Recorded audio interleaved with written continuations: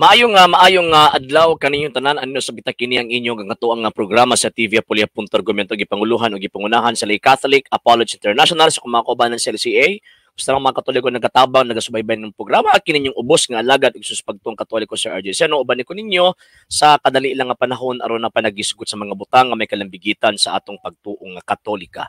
So karon na kitay tagaan og ginagmay nga reaksyon o pagtubag sa mga punto nga tawag ini nga gisend pod sa ato ang video kay sumalapas ng mga kaigsoonang mga Katoliko nga sir kung pwede tagaan nimo ni og reaksyon kining argumento sa isa ka pastoy sabadista nga naman kay ingon pa nila nga tinuod ba kining iyang gisulti nya samtang nagtan-aw ko aning video ha actually mubo ra siya nga video pero nakita na ko ba nga lisod kaayo ning kana bitawng tawag ining nahimo lang tang gitawag og pastoy nga nagbasa lang karon og Biblia, nag-eskwela lang tag pila ka bulan or mga 3 ka tuig, 4 ka tuig, pastoy na ta. So ingon ana nahitabo kay ang mahitabo instead of itudlo niya ang kamatuoran, itudlo ang nakasulat or itudlo tong konsepto sa writer nga nagsulat anang particularly ang Bagong Testamento, instead of ilang itudlo ang tinuod, naghimo na hinuon sa ilang kaugalingong story para ma-justify kuno nga insakto ning mao mga sulputa or kining mao mga sektang tawag ining mimboto lang sa karon nga gitawag og panahon. So mo na tagaan nato ni og tawag ining pagtubag niya ato ang karuhon nga tinuod ba ning gipangsulti aning gitawag og pastuya. Okay, so dito dugay-dugayon so ato ning paminawon or atong tan-awon kini nga video ha, dili na ko nga video gipasa ra pud sa ako nya kini nga video ato ang tagaan og tawag ini nga reaksyon. Hudiyong lumad o Hudiyong Romanhon. Ang ingon niya, naday duha ka klaseng tawag ining mga Hudyo kaniadto, Hudyong lumad o Hudyong Romanhon. Ang buto asa siya nakakuha ana nga tawag ining distinction sa tawag ining first century, particularly sa panahon sa tuang Ginoong Jesucristo. Ano man kay ang distinction sa mga Hudyo kaniadto dili tungod sa ilahang pagka-Hudyo or tawag ini ilahang doktrina kundi sa ilang interpretation sa ilahang balaod na sila gitawag og mga sekta.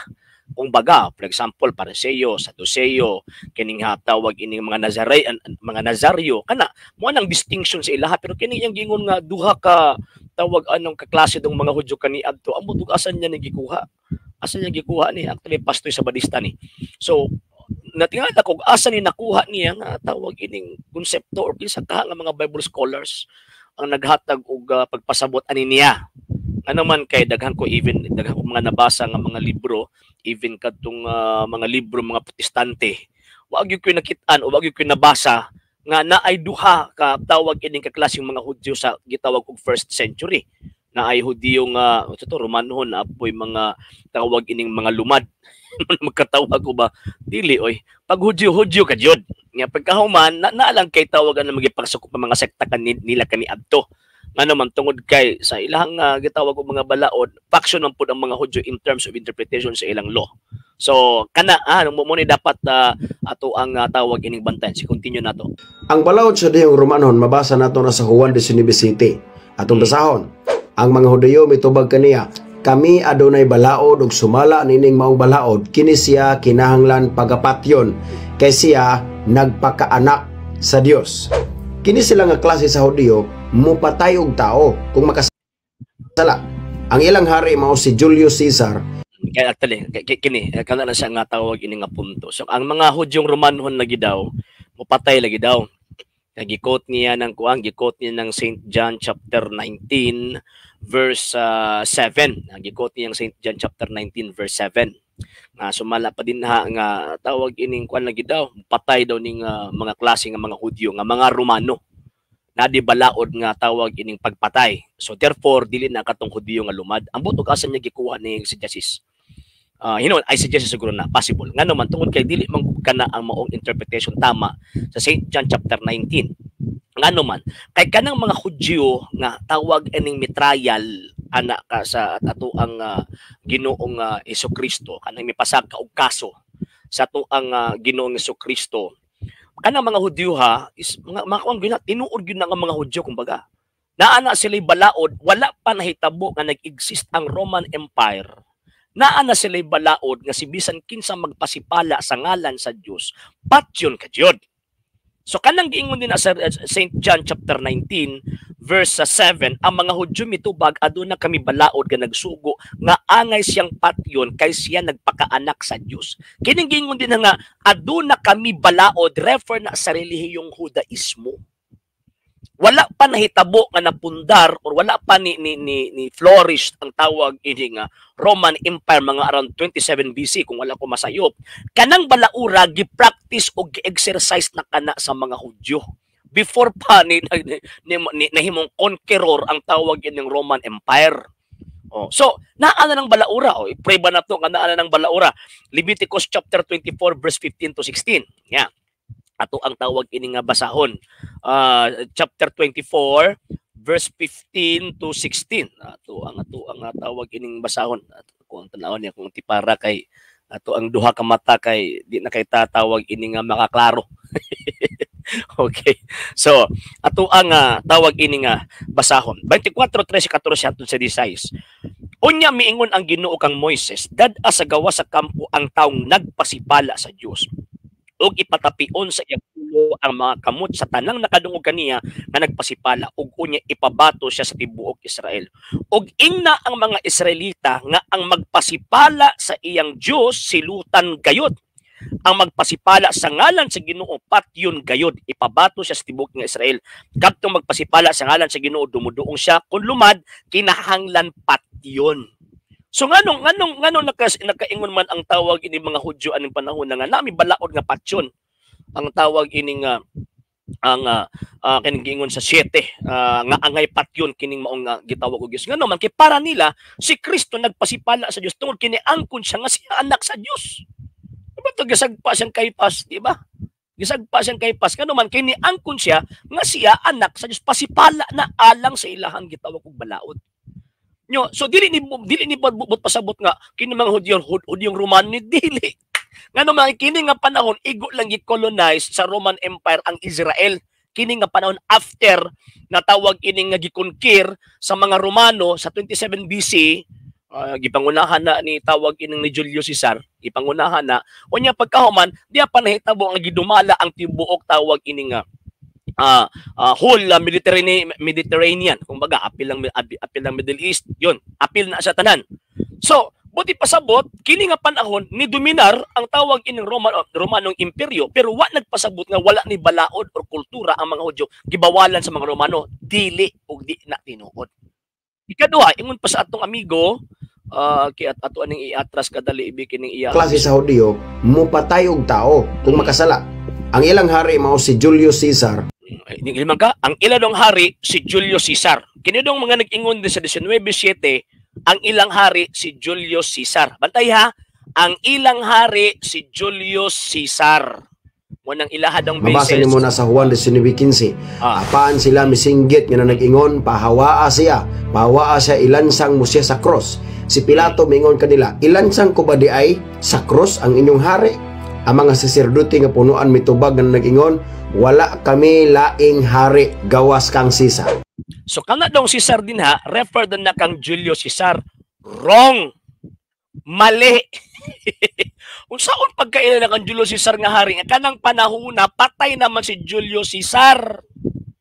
Patay na tawon. Uy, ngano man kay si Julius Caesar namatay 44 BC, pinaagi sa assassination, gipatay siya.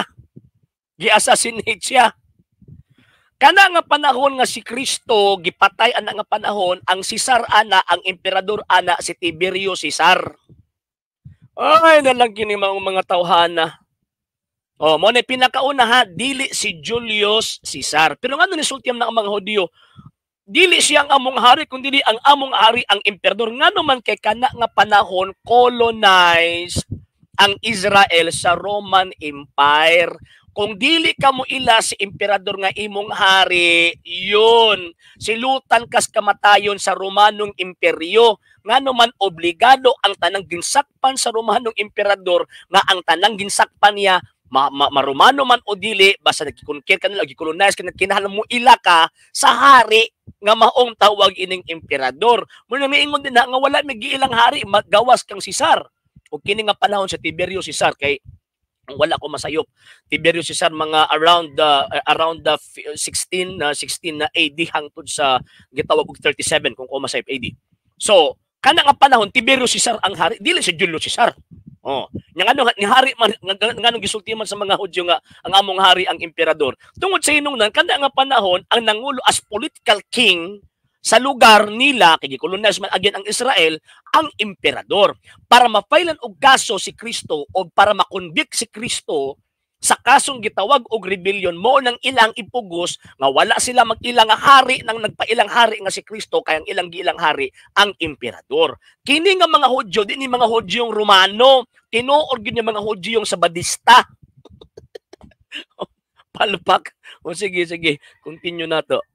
Klaro kaayo ang teksto, uban pagani ang Romanhon nga gobernador nga si Pontius Pilato. Pero ang Hudyong lumad nga nagsunod kang Kristo, bawal sa ilaha ang pagpatay. Mabasa na sa Juan 18:31. Si Pablo mayong kanila, kuhaan ninyo siya o kamoy maghukom kaniya, pinasubay sa inyong balaod. Ang mga Hudyo mingon kaniya, wala itugot kanamo sa balaod ang pagpatay tao. So, dinhi makita nato, na po sila ang ikot 1831. St. John chapter 18 verse 31. Og si Pilato miingon kanila dad-an ninyo siya og hukmis sumala sa inyong balaod. Ang mga Hudyo mitubag. Kini nga mga Hudyo nga mitubag, same ni nga mga Hudyo ang misulti sa 19:7. Same ni sila, di ni man naglahi. Ngano man kay kini mga Hudyo ha, mao ni ang tawag ini nag-file og kaso kang Kristo dito sa Romanong gobyerno. Basahan og ninyo ng konteksto sa chapter 18 ug 19. Basahan ninyo na ug naglahi man ang mga tawo na diha. Ug tawag anang faction ba na sila? Wrong. Pataka na yung tawag anang pastora. Ngayon din ang mga Hudyo mitubag. Wala itugot kanamo ang pagpatay tao. Ngano man kay kini nga pano kanang wala itugot kanamo ang pagpatay tao tungod kay dili sila pwede maka-execute. Bawal sa ilaha ngano man kay ang naay katungod lamang nga maka-execute sa gitawag og death penalty or capital punishment ang Roman Empire. Mo bitaw nga wa nila batuwa si Kristo sa tawag ini pag-ingon nga ako anak sa Dios, wa nila batuha ngano man kay bawal. Dili legal ba kumbaga? Illegal sila kung patay sila tao. Kung sa kuan pa tawag ining silutan sila sa gobyernong Roma, umupatay sila tao. Mo na ang ilang gihimo gi-file na nag-rebellion case si Kristo dito sa Romanong Imperyo. Kaya nga naman, kay ang Romanong Imperyo maulang man ang naikatungod nga mo execute or mo implement sa gitawag og capital punishment kanang death penalty. Mo nang giingon din nga wala mi balaod o wala gitugot kanamo ang gitawag og pagpatay sa laing version na wala gitugot kanamo ang pag-execute. Nga naman kay ang Roman government lang ang naikatungod nga mo execute dili sila pwede. Nga naman kay again colonized sila anang gitawag og panahona. Wala kini pastuya pataka nag magkatawa ka ba?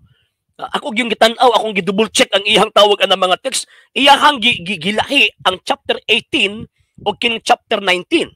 Chapter 18 verse 31 o chapter 19 verse 7 kini mga Hudyo din nga tawag ining naibalaod sa gitog pagpatay. Nya kaning chapter 18 verse 31 nga wala kay balaod sa gitog pagpatay. Iyang gisampok but pasabot ang sungag ni Biblia. Para dili siya ino nga nagsungag ang tawag ang Biblia, nahitabo nga nag-interpret sa iyang kaugalingon ka para i-reconcile din niya kuno.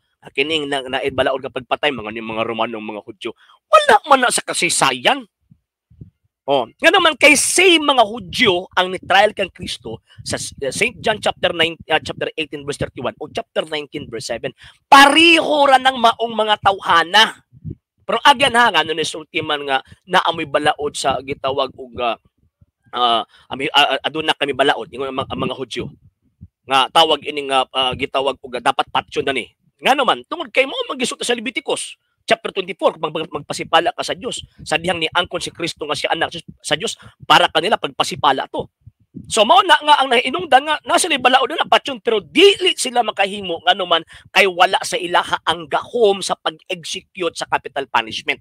Muna niingon sa 1831 St. John chapter 18 verse 31 muna niingon ang mga Hudyo nga wala kami tuguti kumbaga kundi illegal kanamo ang pagpatay or pag-execute nga naman kay colonized sila sa Roman government pero same people na Kanang sa 1831 nagiingon niya nga mga lumad nga mga Hudyo, o kanang sa St. John chapter 19 verse 7 gigingon niyang mga mga Hudyo, pareho ra nang mao mga tawhana. Kanang namulong sa 1907 mao pud na ang namulong sa 1831. Pataka. Muna ay magpailad aning tawag ini mga sabadista kay pataka lang gyud pataka lang. No, sige, continue na to. Gani ang ilang hari si Kristo.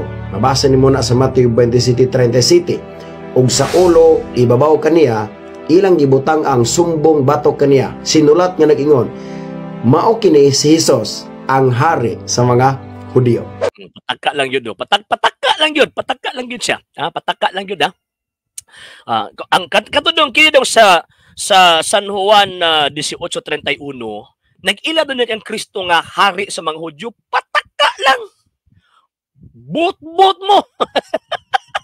Ano man, tungod sa inong nang kanang sa St. Matthew chapter 27 verse 37, mo bitaw ang gingon, og sa ulo ibabaw kaniya ilang gibutang ang sumbong, ang accusation, ang ilahang ang mugsilbi ang sala daw kuno sa tuang Ginoong Kristo nga gisulat nga nag-ingon, mao kini si Jesus ang hari sa mga Hudyo. Kinsa nagsulat ana? Mga Hudyo? Si Pilato nagsulat ana. O basahon nato. 19. Katugbang na nga tawag anang kung complete detail ba kumbaga sa St. Matthew chapter 27 verse 37 ang nagsulat ana nga mao kini si Jesus ang hari sa mga Hudyo. Si Pilato nagsulat ana. Dili ang tawag ini mga Hudyo para inon niya nga mga Hudyo kaning mga Hudyo nga mga lumad dito ug ang Kristo nga tawag ining sani yung hari but pataka lang. Yeah. Nagsulat si Pilato og pahibalo og gipabutang niya kini sa krus ni Jesus. Ang iyang gisulat mao kini Jesus nga taga Nazaret, hari sa mga Hudyo. Dagang mga Hudyo nakabasa ni ini kay ang dapit gingilansang si Jesus dili man lang sa layo sa syudad. Ang pahibalo gisulat sa Hebreo, sa Latin ug sa Griego. So buti pasabot kanang gingon din nga tawag ini nga mao kini si Jesus ang hari sa gitawag og mga Hudyo. Mao kana ang accusation sa iyaha. Para mahitabo nga supak kana sa gitawag og balaod sa gitawag og mga Hudyo. Kinsa may nagsumbong ana kadtong mga sabadista. Dili sa kung giingon na walay Romanong Hudyo, walay luman nga Hudyo, bot na. Kanang gisulti nimo di na mao pastoy. Imo rang giilad ng tawag ining mga tao. So kung ingon ana ang tawag ng Pangunaon na mahug pud ay nga si Pilato. Among si Romanong Hudyo. Pataka lang yun da. Sige daw, continue na to. Ang hari sa mga Hudyo. By the way, kanang Romanong Hudyo o Hudyo nga nagtuo kang Kristo sama namong mga Adventista, pulos na mga Sabbath keeper kani adto. Okay, so implied gani angkon siya nagpapatay kang Kristo mga Sabadista. Yeah. Pero siyempre giangkon man lang nga puro man na sila mga Sabbath keeper sama tawag ining sa amua. Pero ang question, na may connection nila. Na may connection anang gitawag mga Sabbath keeper nga mga giingon nimong mga lumad nga mga Hudyo, na may connection. Gitukod mo kano. May connection. Puro mo tawag anang angkon-angkon. Ikaduha, ang religion ana dili kay Hudyo Romano, Hudyo manggod, rasa manggod na nila. Ang religion ana kanang mga Hudyo Judaism. Judaismo dili Seventh-day Adventist. Manang layo ra mo tinai, kumbaga. Nga naman again, sulpot lang magud mo nang buto lang mo ba sa karon lang nga panahon. Di ba? Wala mo man ili sa unang mga Kristiyano kani adto. Kay wala po Sunday keeper during sa early Christian. Sure ka? Wala Sunday keeper sa tawag in early Christians? But mo doon. Okay. First document nga ato ang tawag ang gamiton kanang Didache nga gipagawas around the AD 70. But every Lord's Day, gather yourselves together and break bread and give thanksgiving after having confessed your transgressions, that your sacrifice may be pure, but let no one that is variance with his fellow come together with you until they be reconciled, that your sacrifice may not be profane. So, ingon din but every Lord's Day, usam ng adlawan ng Lord's Day according sa gitawag og mga early Christians, mao ng Sunday. Letter of Barnabas, AD 74, we keep the 8th day, Sunday, with joyfulness, the day also in which Jesus rose again from the dead. Saint Ignatius of Antioch, ikaduhang obispo sa gitong Antioquia. Those who were brought up in the ancient orders of things come to the possessions of a new hope, no longer observing the Sabbath, but living in the observance of the Lord's day, on which also our life has sprung up again by Him and by His death. AD 110. Okay, so dinhi mingon sa early Christians is wala daw kuno ang kuan, wala daw kuno ang tawag ining pag observe daw sa mga Kristiyano sa adlong Domingo, but-buto ning pastura. But-but ni motoy. Sige. Gawas ng Sunday sa diha nga nahimo na nga emperador si Constantino. Ay but-but, aging na pud nga tawag ining but-but. Nga naman, before panahimong Emperor Constantino, katong atong gipangkot nga mga dokumento from 70 AD hangtod 110 AD, na anay gitawag og mga Kristiyanos nag-observe sa Sunday isip ilahang adlaw nga igsisimba or igpapahulay. Na ana. Oh, dungagan pa nato around AD 155 sa panahon ni Saint Justin the Martyr. But Sunday is the day on which we all hold our common assembly because it is the first day on which God, having wrought a change in the darkness and matter, made the world. And Jesus Christ our Savior on the same day rose from the dead. In Saint Justin de Martyr. Origin, mga around 229. Wala pa sa Constantino ani ha. Hence, it is not possible that the day of rest after the Sabbath should have come into existence from the seventh day of our God. On the contrary, it is our Savior who, after the pattern of His own rest, caused us to be made in the likeness of His death, and hence also of His resurrection. Gisgutan gihapon. Tawag ining ni origin. Okay. The Discalia 225. The apostles further appointed on the first day of the week, let there be service and the reading of the Holy Scriptures and the oblation, because on the first day of the week our Lord rose from the place of the dead. So kini pa lang gito mga dokumento, wa pa Constantino nag-exist ani. Kamot giunsa ka ni paggunahuna aning tawag ini mga tawana. Tarong baka amot lang ha, pero nagtuon magigkaan na sila. Oh, sige daw, next. Ang paganong Kristiyano. Paganong Kristiyano? But ni mo toy. Sa bagay tawag ining paganong tawag ining Kristiyano toy nga. Si Constantino ulahin naman na convert. Na-convert siya at his deathbed na. Oh, ulahin na siya na-convert. Nagpabilin siyang pagano until sa iyang deathbed. At the same time, wala man siya gi-implement nga teachings para sa tawag ining mga Kristiyano kaniadto. Nga naman, mabito nga na Edict of Milan, na ay toleration, kung baga, gibuyan, na ay, kung gusto pa, free na anay freedom ang mga Kristiyano mo exercise sa ilahang gitawag og faith. Dili kay magbuot-buot siya kung si isulod niya dito. Ikatulo, girespetuhan ni iyang mama kay mas nauna ang iyang mama pag Kristiyano kaysa sa iya ha. Wa pa sa nahimugso ang iyang mama Kristiyana na si Reyna Elena. Yung mga pastuya ni himo lang yung story para makapamutbot lang, makapangilad lang og mga inosenteng Katoliko. Wala ba makita mo aning mga tawa na bantay-bantay mo ha kay ang babaan ni Naila. Naihilo ang babaan ni makapatay sa ato ang gitawag kalag mo ng bantay-bantay mo. Kay mura ra bag correct ug tawag ining paistoryaon. So mana bantay-bantay ta ha. So kanang kingon na sa Biblia ang nagpapatay kang Kristo sa badista. Ikaduha, ang atong Ginoong Jesucristo dili subject sa gitawag of the Sabbath, nga naman kay siya ang Lord of the Sabbath. Usa man ang Sabbath gitawag ining sulti na siya ang magbuot. Dili kamo ang magbuot. Siya ang tawag ining magbuot. So para sa mga Hudyo gibutan niya Sabado. Pero para sa gitawag mga Kristiyano gibutan gyapon niya pinaagi sa mga apostol adlaw Domingo. Di ba? Palpak yapon mo.